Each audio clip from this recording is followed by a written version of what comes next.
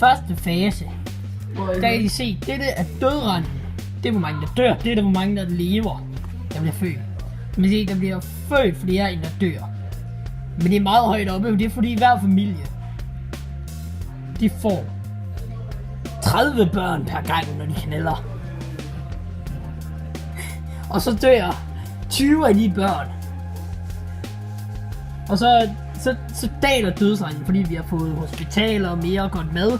Men folk, de har ikke stoppet med at knippe så ufattelig meget. Så man bare føder børn og børn og børn.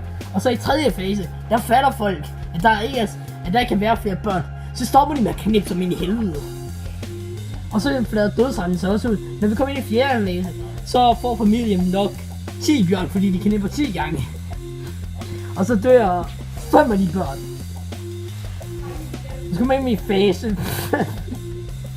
Og der begynder det sådan dødsalder dale, og så bliver det så meget ligeligt, at nogle de dør, og så føder vi også nogle. Så føder vi nok 3-4 stykker per gang.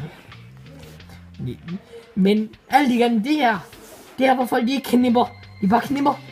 Det er bare fordi vi er nogle knippeløsende hunde, at man har opfundet den her.